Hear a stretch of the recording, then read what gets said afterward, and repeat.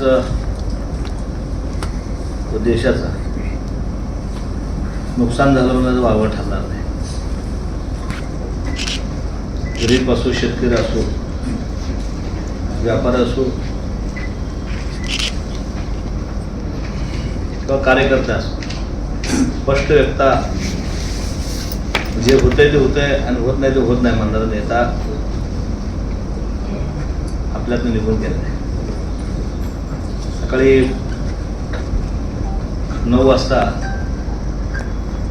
आम्ही पार्क चौकात अविनाशजी कुलकर्णी, सुरेश फलमारे, अमोल बाप्पा, एकाच फोन आला. विमान दुर्घटनामध्ये दादा आणि 6 लोक गेले असे फोन आला. आम्हाला कुणालाच खरं वाटेना. बारामतीमध्ये नाना देवकरनं फोन लावला. नाना अशी अशी बातमी कळते, खरं आहे. त्यांनी आम्हाला सांगितलं की सर्व गेलं म्हणून सांगितलं.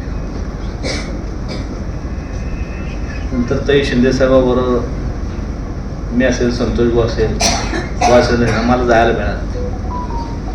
आयुष्यात माणसाने काय कमवलं त्याची बारामतीमध्ये दिसून येत होतं. प्रत्येकाच्या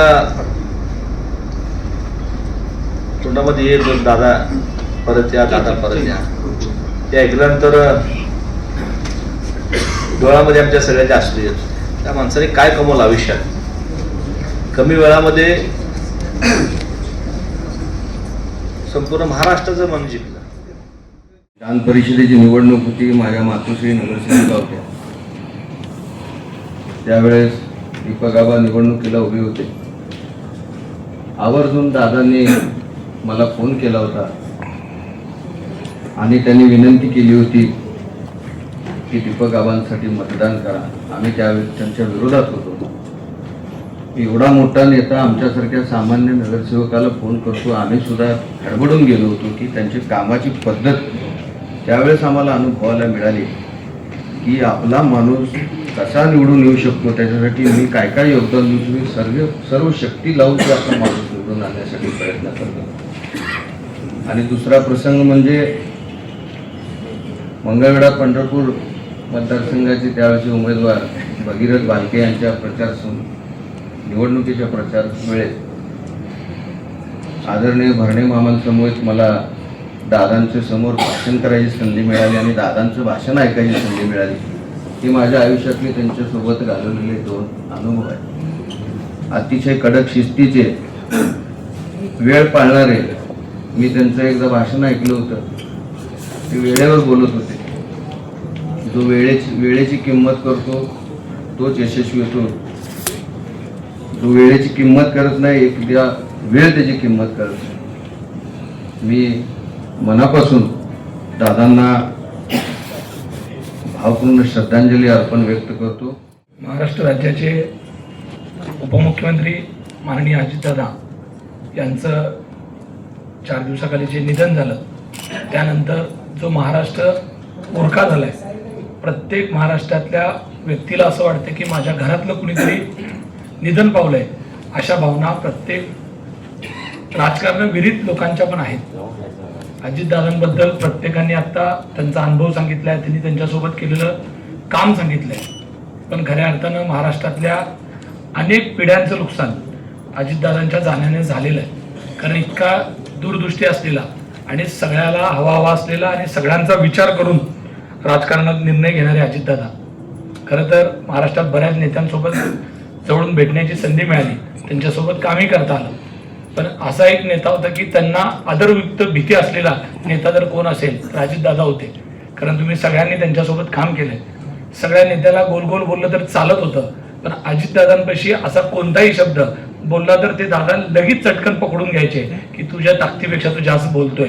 ही क्षमता असलेला आणि असा नेता महाराष्ट्रात अजितदादा होते, हे सगळ्यांना माहीत आहे. बारामतीला त्या दिवशी घटना घडली आणि संतोष भाऊंबरोबर मी पण गेलो. मी याआधी बारामतीला कधी गेलो नव्हतो, पण जेव्हा पहिल्यांदा दादांच्या बारामतीला बघण्याचा योग आला ते दादा ज्या दिवशी गेले त्याच वेळेस खरंच बारामतीचं त्या दिवशी जिथं दादांचं हॉस्पिटलला नेलं होतं ते हॉस्पिटल जर पाहिलं, मेडिकल कॉलेज, अशी सोलापूर नाही महाराष्ट्रात अन्य कुठं ठिकाणी अशी एवढी छान बिल्डिंग आहे का नाही, एवढं प्रसन्न करणं की आपण बाहेर देशात आहोत का काय, अशा भावना होत्या.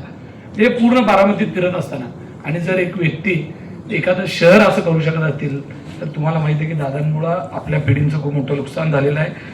सर्वांनीच त्याच भावना व्यक्त केलेल्या आहेत.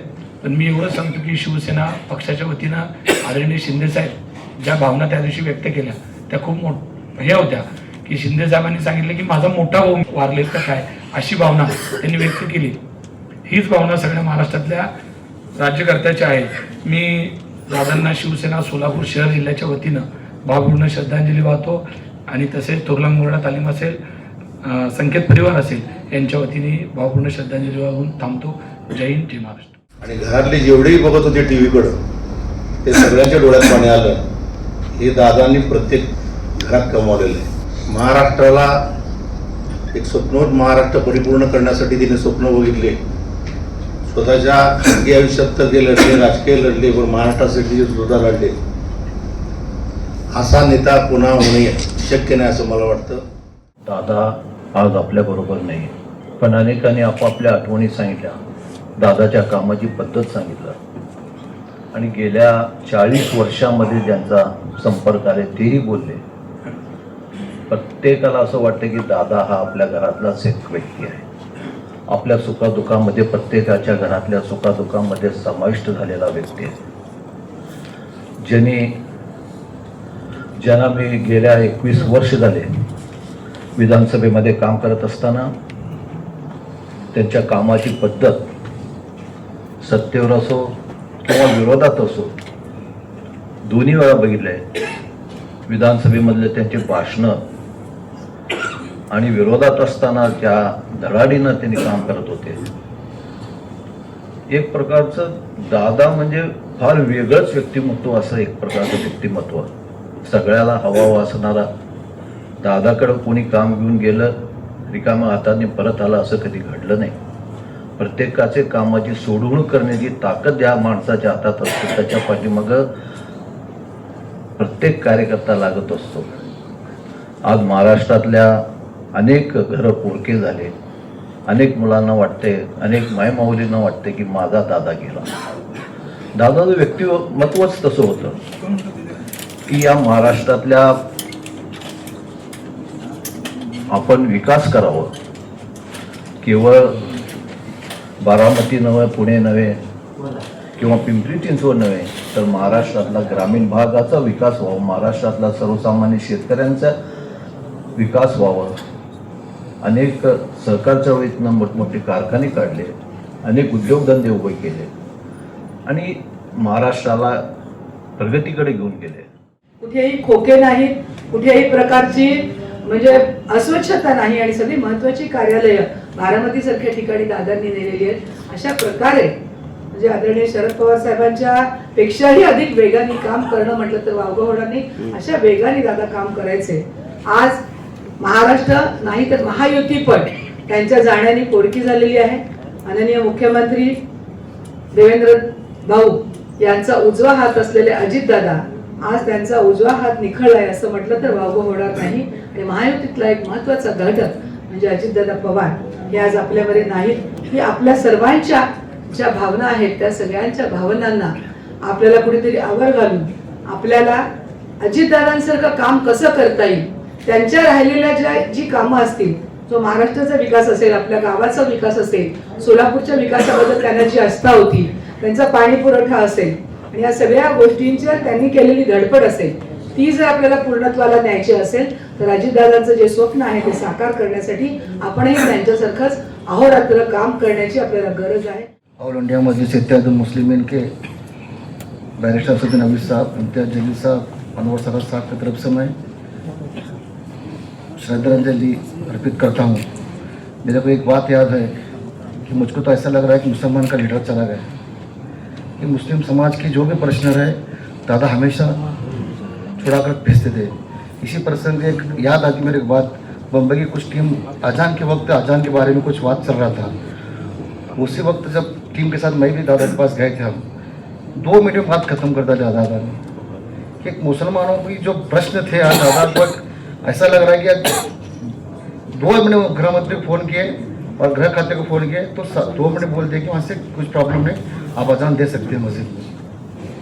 ऐसा एक दादा हमारे चले गए, अल्पसंख्यक समाज का जो भी प्रश्न है वो हमेशा दिल से काम करते थे, लेकिन आज हमको समाज को एक ऐसा महसूस हो रहा है कि हमारा कुछ घर का व्यक्ति चला गया है, ऐसी हमको एक हालत नज़र आ रही है।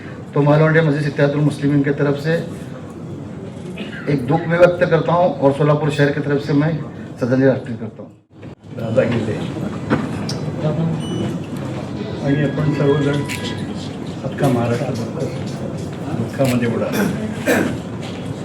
व्यक्तिमत्व खूप होतं, पण काही व्यक्ती अशा असतात ते कायमस्वरूपी आपल्या लक्षात असतात. दादांच्या संदर्भामध्ये 4-5 धर्म न मांडणारे आत्ताच मुंबईला झालेल्या निवडणुकीमध्ये त्यांनी नवाब मलिकच्यासाठी त्यांनी पक्षाचा आपण आपलं जे धोरण आहे सर्व धर्म सर्व जातीच्या लोकांनी घेण्यासाठी त्यांनी आग्रह धरला आणि नवाब मलिकसाठी त्यांनी आपली भूमिका स्पष्ट केली. इतका स्वच्छ आणि पारदर्शी स्वभाव असलेला माणूस आपल्या महाराष्ट्रातून गेलेला. त्यांनी कार्यकर्ते निर्माण केले. तेव्हा कार्यकर्त्यांनी हे लक्षात ठेवलं पाहिजे, आपण म्हणतो की दादा पहाटे उठून काम करायचे, आपणही हे लक्षात ठेवलं पाहिजे की कार्यकर्त्यांनी सामान्य माणसांचे प्रश्न समजावून घेतले पाहिजे, ते सोडले पाहिजे, सोडवले पाहिजे. नुसतं त्यांचा उदो करून त्यांचा गौरव करून त्यांना श्रद्धांजली वाहून चालणार नाही. तुम्ही हे ठरवलं पाहिजे की दादांनी सामान्यासाठी जे काम केलेले आहे, करत राहिलेले आहे, ते तुम्ही केलं पाहिजे. मी फार काळ कमी त्याच्यावर राहिलो. जी इज्जत त्या माणसाने मला दिलेली आहे वडीच्या हॉलमध्ये, मला जगात कोणी दिल्यास एवढी मोठी इज्जत त्या माणसाने दिलेली आहे. काही असं सांगत होता की मोबाईल बंद करा. सुहास जाधव आणि मी त्या हॉलमध्ये गेलो, पिन ड्रॉप्स आले स्वतः. दादा आणि उमेश पाटीलनी त्याला सांगितलं होतं की सुधीर खटमल आज थांबलेले आहेत. मला सुहास कदमनी हातावर धरून गेट उभं केलं आणि दादा म्हणाले की आता सोलापूरची महानगरपालिका लढायची तर असेलच, आपण जुन्या लोकांना घेऊन एकत्र काम करायचं आहे आणि ज्यांना गाढ अनुभव आहे त्यांचा आपण अनुभव घेऊन त्याच्यावर राहायचं काम करायचं आहे. तो असा एक नेता आपल्याकडे येतोय आणि तो दरवाजा उघडा केला आणि मला हात बोलवलं. I was surprise that day. मला इतकं वाईट वाटलं की आज दादा करत नाही. त्यांनी माझी फार मोठी इज्जत केली आहे. मी जिंदगीभर ह्या माणसाचा मी उपकार माझ्या जीवनातला विसरू शकत नाही. बाकीच्या अनेक गोष्टी आहेत, मात्र सुरेंद्रताईंनी ज्या डेअरिंगनी काल मुख्यमंत्रीपद धरलंय तर आपण सगळ्यांनी त्यांच्या पाठीशी दादाच्या मागे कसे राहिलो असं आपण राहू, एवढंच मी आजच्या दिवशी शब्दांनी वाहतो. महाराष्ट्राचे दादा म्हणून ज्या महान व्यक्तीची ओळख होती अजितदादा पवार साहेबांचं, माझा 1992 सालापासून त्यांचा मोठे पवार साहेबांकडून संपर्क आलेला होता.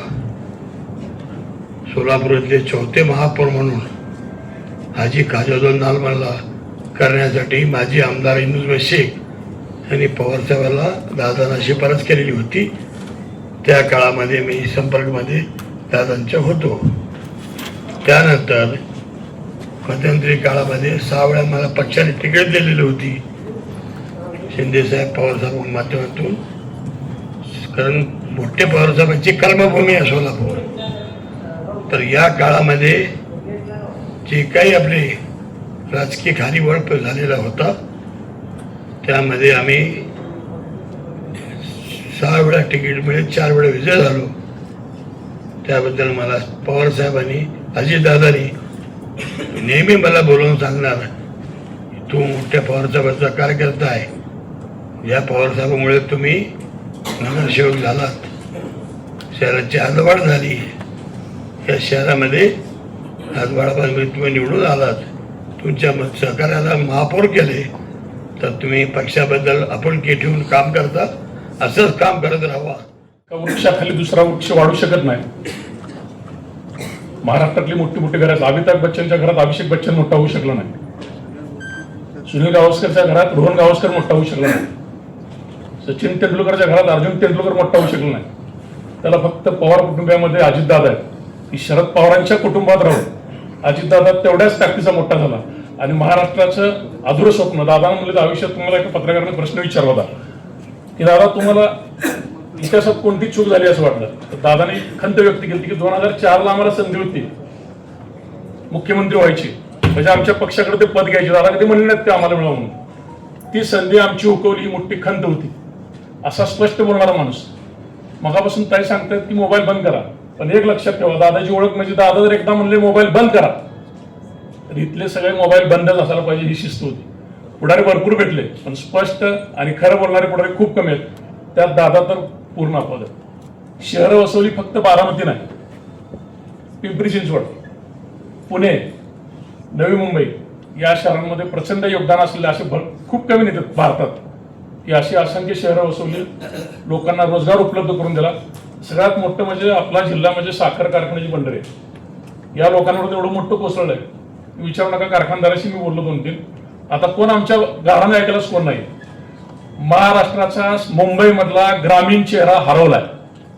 ज्या ग्रामीण भागातल्या लोकांना न्याय देणारं मंत्रालयातलं हक्काचं स्थान होतं ते नष्ट झाले, ते माझा अजितदादा. मी सकल मराठा समाज सोलापूर शहर व जिल्ह्याच्या वतीनं या नेत्याला चिरशांती मिळो, शांती मिळो ही आदरांजली व्यक्त करतो. दादा तुम्हारी यादें, दादा तुम्हारी यादें हमारे दिल के गुलशन की, दादा तुम्हारी यादें हमारे दिल के गुलशन की, वो कलियां हैं जो गिनती रहेंगी कभी मुरझाएगी नहीं. दादा तुम्हारी यादें हमारे दिल के गुलशन की, वो कलियां हैं जो गिनती रहेगी कभी मुरझाएगी नहीं. दिल सताएगा, गम सताएगा, दिल सताएगा, तुम्हारी जुदाई का गम सताएगा. तुम्हारी यादें हमें बिल्कुल सताएगी नहीं, तुम्हारी यादें हमें बिल्कुल सताएगी नहीं, तुम्हारी यादें हमें बिल्कुल सताएगी नहीं. शोकाकुल मानव समाज बांधव, दादा आज आपल्यात नाहीये. दादांचं आणि माझं संबंध अतिशय जवळचं नातं होतं. बारामती शहर, बारामती तालुका, माझा जो समाज आहे टकारी समाज, ते फार मोठ्या प्रमाणात आहे. ज्या ज्या वेळेस समाजाचं कार्य असेल त्यावेळेस गुजरला सांगितलं होतं की त्या टायमाला भारतला फोन करून बोलावून घ्या. अशा अनेक बाबतीत त्यांचा आणि माझा संबंध आला. 2015 मध्ये जेव्हा मी अध्यक्ष झालो त्यावेळेस दादांना भेटायला गेलो. पक्षाच्या ऑफिसमध्ये दादा आणि तटकरे साहेब दोघेही होते. दादा काय बोलतील काय नाही ह्याची मनात थोडंसं दुडदुडी होती. घाबरत घाबरत मी चिठ्ठी दिला आणि दादांनी हात बोलवला. पण माझ्या मनात जी काही शंका होती तिथे आत गेल्यानंतर मला कळालं. दादानी अतिशय प्रेमाने म्हटलं, अध्यक्ष या अभिनंदन तुमचं म्हणून अतिशय जवळ बोलत बसून घेतलं. आणि कार्याच्या बाबतीत पक्षाच्या बाबतीत 2 गोष्टी मला सांगितल्या, या पद्धतीनं तू काम कर, तुझ्या पाठीशी सर्व पक्ष तुझ्या पाठीशी राहील. अशा अनेक गोष्टी दादांच्या बाबतीत मला अनुभव आलेला आहे. दक्षिण सोलापूरमधील काही शेतकऱ्यांचं लाईन कनेक्शन नव्हतं, त्यांना डीपी नव्हतं, पण जवळच नदी असलं तरी देखील त्यांना पाण्याखाली आपलं जमीन आणता येत नव्हतं. मी दादांना फक्त चिठ्ठी दिली. त्यावेळेस मी अध्यक्ष नव्हतो, पण नगरसेवक असतो. माझ्या लेटर पॅडवर चिठ्ठी दिली आणि दादांना पत्रांनी पाठवून दिला. 15 दिवसाच्या आत त्या शेतकऱ्यांच्या शेतामध्ये लाईट आलं, ट्रान्सफॉर्मर बसवण्यात आलं. अशा पद्धतीचं काम करणारा नेता मला अनुभवात आला. अजितदादा म्हटलं की आम्हाला उद्योजकांना, कारण अर्थमंत्री होते आणि अर्थमंत्री असताना अनेक प्रश्न घेऊन आम्ही त्यांच्याकडे जात होतो. ती त्या प्रश्नाची जाण त्यांना असत होती. अजितदादा हे सकाळी लवकर उठून कामाला लागायचे, लवकर मिटिंग घ्यायचे व प्रशासनावरची पकड होती व पकड निर्णय क्षमता, पहाटेपासून कामाचा झपाटा. पण ह्या पाट्यांनीच त्यांचा धोका केला. सकाळी लवकर उठून ते निघाले आणि जे लँडिंग करताना जो अपघात झाला त्याच्यामध्ये पाटेच्या त्या धुक्यामुळे झाला असं आम्हाला कळालं. भौगोलिक व आर्थिक प्रश्नांची जाण असणारे मिश्किल पण स्पष्ट स्वभाव अवयामुळे लोकप्रिय असणारे ते लोकनेते होते. अजितदादांना लोकनेते म्हणण्यास वावग ठरणार नाही. महाराष्ट्राच्या राजकारणात जी पोकळी निर्माण झाली आहे ती कधी भरून येणार नाही. अजितदादा एक अजातशत्रू म्हणल्यास अवघे ठरणार नाही. अजितदादा असल्याने सर्व खात्याची त्यांचे चांगले संबंध होते आणि आज येणारा अर्थसंकल्प कसा मांडायचा असा मुख्यमंत्र्यांसमोर प्रश्न आला आहे. कारण आज केंद्रीय अर्थसंकल्प सादर झाला आहे आणि थोड्याच दिवसात आपल्या राज्याचा अर्थसंकल्प होत आहे. त्याची पूर्ण तयारी अजितदादा केली होती आणि त्याच्याच जो फटका येणाऱ्या काळात साखर उद्योग असेल, आमचे उद्योग असतील यांना सुद्धा बसण्याची शक्यता आहे. आमच्या घरातीलच कोणीतरी माणूस गेला असं त्या दिवशी आमची भावना आणि आज सुद्धा आहे. मी पुन्हा एकदा अजितदादांना अजून एक गोष्ट सांगायची होती मला की कोरोना काळामध्ये अजितदादा सोलापूरला आलते. संतोष भाऊ असेल, दत्ता मामा असतील, 17/10/2020 रोजी त्यांनी इथं बैठक घेऊन व्यापाऱ्यांची दुकानं सुरू करणे व इतर कामासाठी त्यांनी बैठक घेतल्या वारंवार. आणि अलीकडेच मला आठवत आहे मी 7 जुलैला दादाला भेटायला गेलतो, पण त्या दिवशी दादाची भेट झाली नाही. सकाळी महेशभाई म्हटल्याप्रमाणे सकाळी 7 वाजता मला त्यांची रेकॉर्डिंग सुद्धा माझ्याकडे दाखवलेली आहे. अजितदादांनी त्या ऑडिटसाठी मी त्यांना फोन केला की सोलापूरचं ऑडिट डिपार्टमेंट हे कोल्हापूरला घेऊन गेलं. तर अजितदादा म्हणले की याच्याबद्दल मी आशिष शर्माशी बोलतो आणि तुला कळवतो, पण शब्द देत नाही. तसेच बारामतीचं जो MIDCचं ऑफिस होता, सोलापूरचं ऑफिस होता, ते केल्याबद्दल आपण निधी दिला त्याबद्दल मी त्यांचा आभार मानला. असं अजितदादा सर्वांच्याशी, शेती, महिला, उद्योग, साखर उद्योग, व्यापार आणि सर्वांशी प्रेम करणारे अजितदादा आपल्यातून आज निघून गेले हे मुळातच आम्हाला पटत नाही. कारण आरोग्याची पूर्ण ते काळजी घेत होते. फक्त त्यांना डोळ्याचा आजार होता, दुसरा काही असा आजार नव्हता.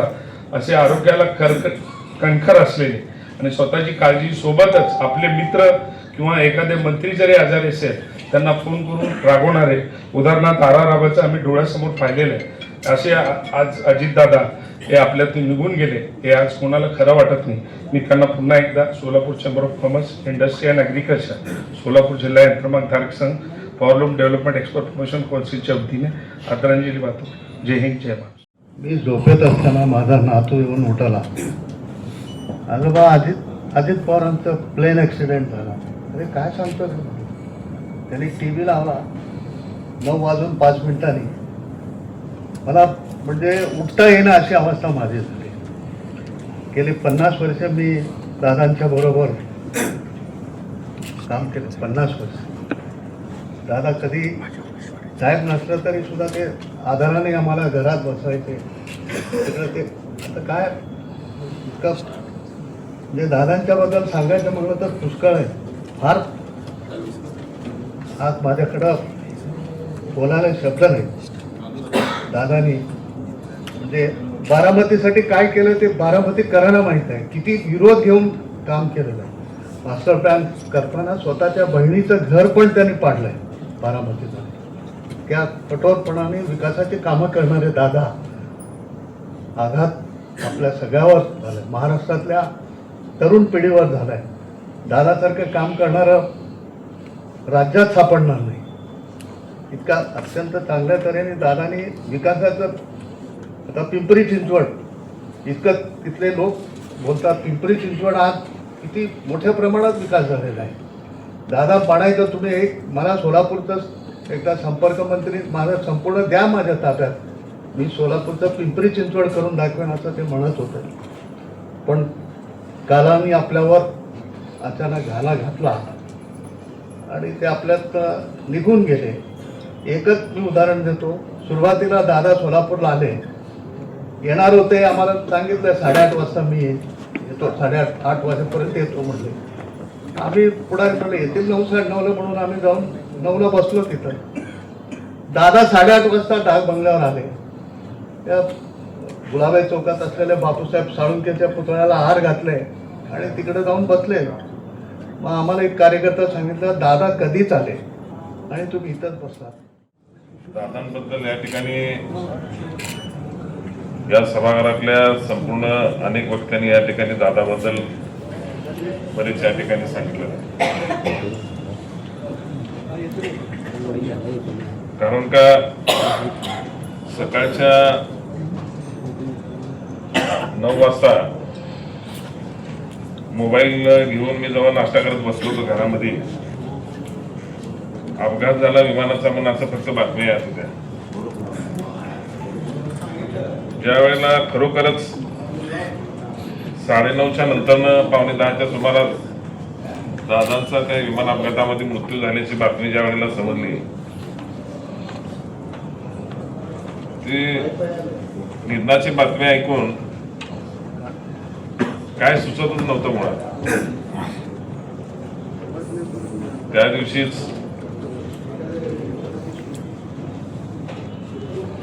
बारामतीला मी माझे सहकारी गणेश पुजारी आणि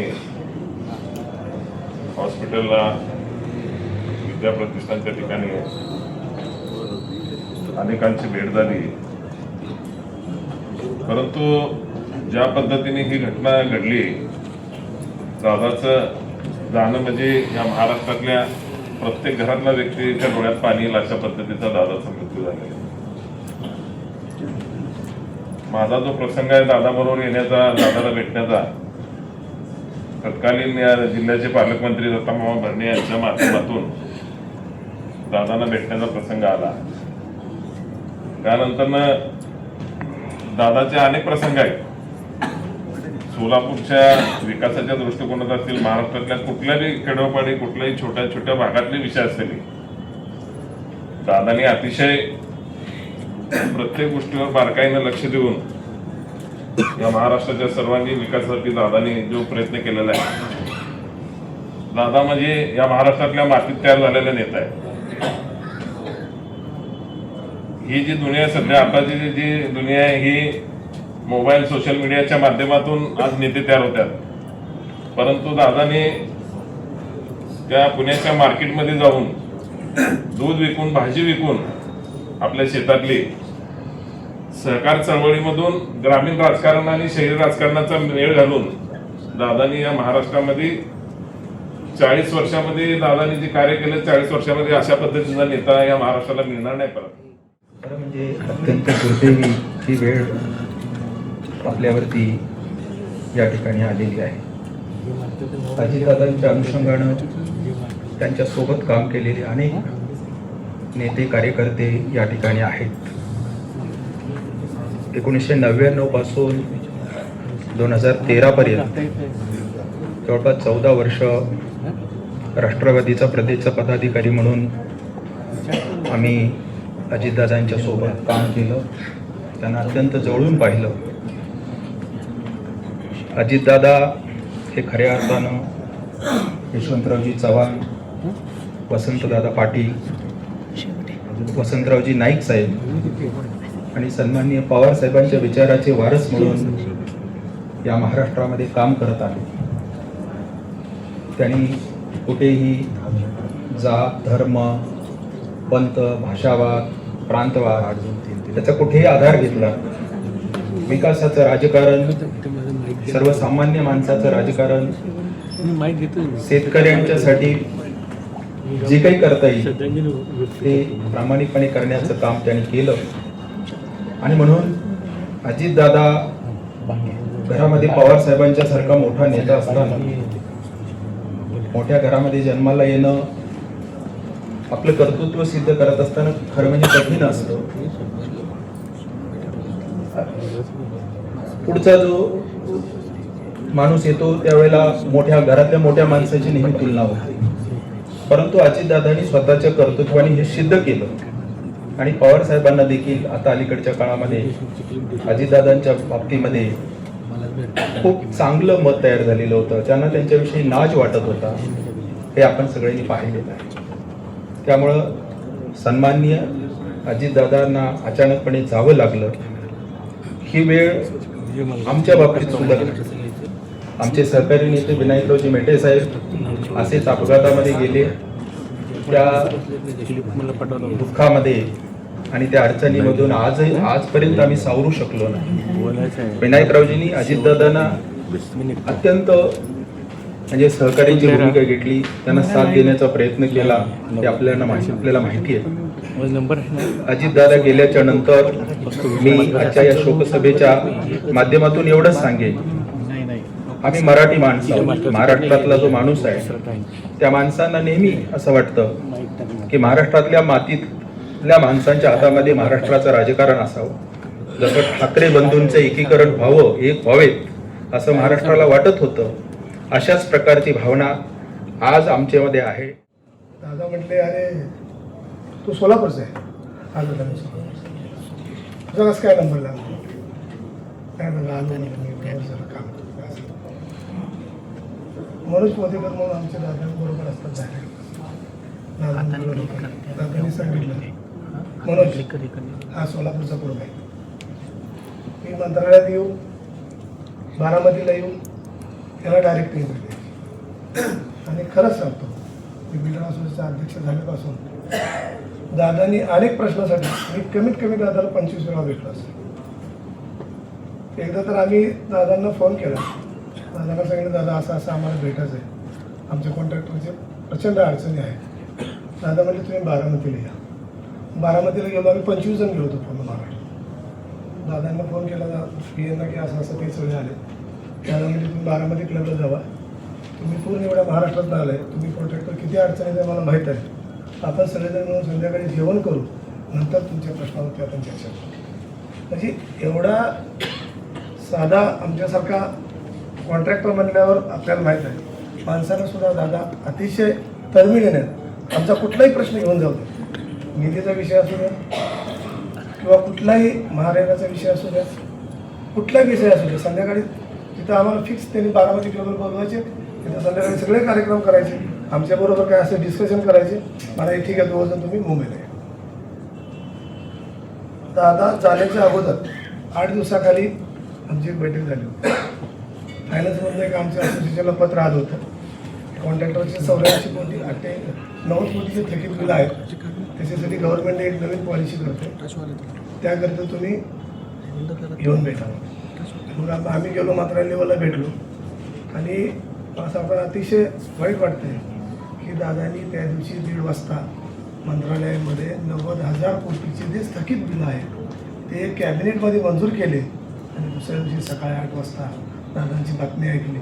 अतिशय वाईट वाटलं. एवढा सर्वसामान्य लोकांसाठी आमच्या दुःखात आमच्या काय पाठीमागला राहणार आमचा आधार ह्या महाराष्ट्रातून गेला आहे. पुन्हा एकदा मी भावपूर्ण श्रद्धांजली अर्पण करतो. आम्हा सर्वांचा आधारवर